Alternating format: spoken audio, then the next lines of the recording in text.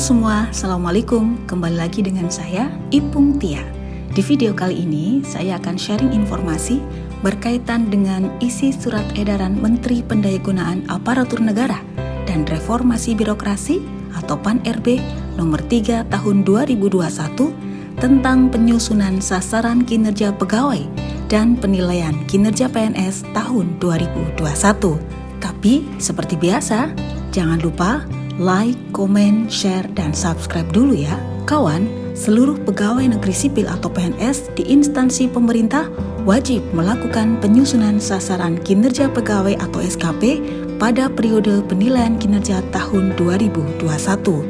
Penyusunan SKP dan penilaian kinerja PNS di tahun 2021 akan dilaksanakan berdasarkan dua ketentuan, yaitu Peraturan Kepala Badan Kepegawaian Negara Perka BKN nomor 1 tahun 2013 tentang ketentuan pelaksanaan PP nomor 46 tahun 2011 tentang penilaian prestasi kerja PNS dan berdasarkan peraturan pemerintah nomor 30 tahun 2019 tentang penilaian kinerja PNS. Kebijakan ini tertuang dalam Surat Edaran Menteri Pendayagunaan Aparatur Negara dan Reformasi Birokrasi nomor 3 tahun 2021 tentang penyusunan sasaran kinerja pegawai dan penilaian kinerja PNS tahun 2021.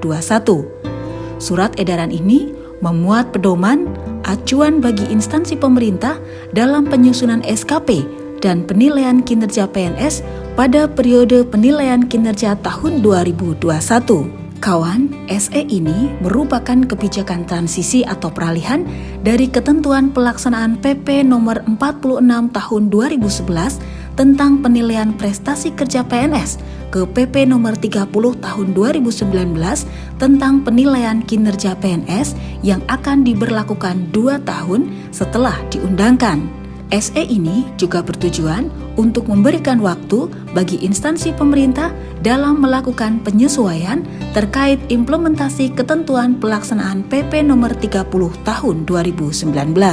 Kawan, PP nomor 30 tahun 2019 mengamanahkan penilaian kinerja wajib dilaksanakan dalam kerangka sistem manajemen kinerja PNS yang terdiri atas perencanaan kinerja, pelaksanaan, pemantauan, dan pembinaan, penilaian kinerja, serta tindak lanjut hasil penilaian kinerja yang dikelola dalam suatu sistem informasi kinerja.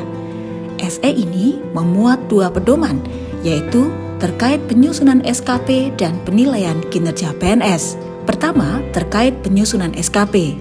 Penyusunan SKP tahun 2021 dibagi atas dua periode, yaitu Januari sampai Juni. Tata cara penyusunan SKP mengikuti ketentuan Perka BKN nomor 1 tahun 2013 dan wajib ditetapkan paling lambat akhir Januari. Penyusunan kegiatan tugas jabatan dan target pada SKP periode ini mempertimbangkan kurun waktu penyelesaian atau pencapaian sesuai periode dimaksud. Sementara untuk periode Juli hingga Desember, tata cara penyusunan SKP mengikuti ketentuan PP nomor 30 tahun 2019 dan wajib ditetapkan paling lambat akhir Juli. Dalam hal capaian, kegiatan tugas jabatan dan target SKP periode Januari hingga Juni yang tidak dapat diukur dalam kurun waktu tersebut, maka kegiatan tugas jabatan dan target yang dimaksud dituangkan kembali dalam SKP periode Juli hingga Desember. Yang kedua, terkait penilaian kinerja PNS. Penilaian kinerja PNS terbagi atas dua periode, yaitu periode Januari hingga Juni. Penilaian kinerja merupakan hasil integrasi penilaian SKP dan perilaku kerja berdasarkan ketentuan Perka BKN nomor 1 tahun 2013. Penilaian SKP dilakukan terhadap kegiatan tugas jabatan yang dapat diukur capaiannya dalam kurun waktu Januari hingga Juni. Penilaian prestasi kerja PNS periode ini dilakukan paling lambat akhir Juli 2021. Sementara untuk penilaian kinerja periode Juli hingga Desember, penilaian kinerja merupakan hasil integrasi penilaian SKP dan perilaku kerja berdasarkan ketentuan PP nomor 30 tahun 2019.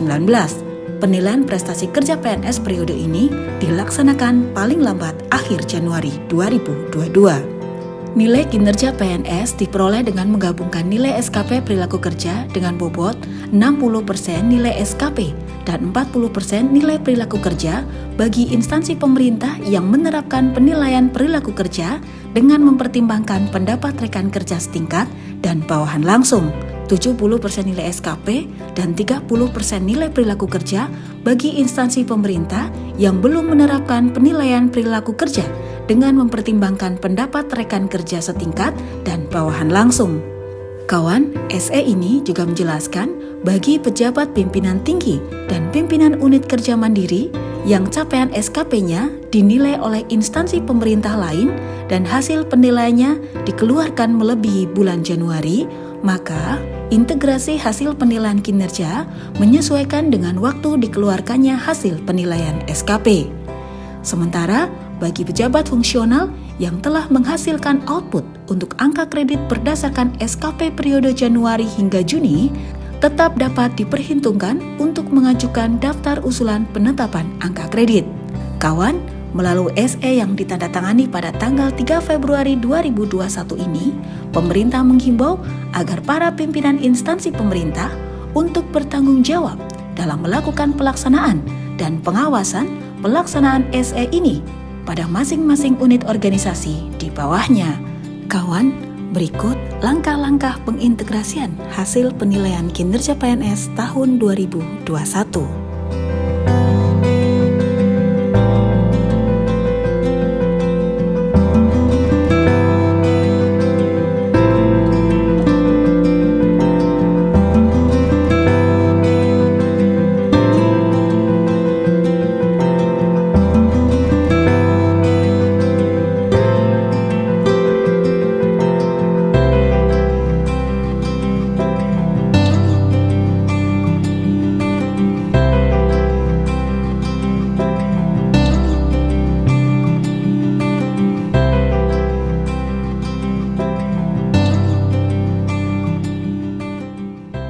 Demikian informasi yang bisa saya bagikan untuk kalian.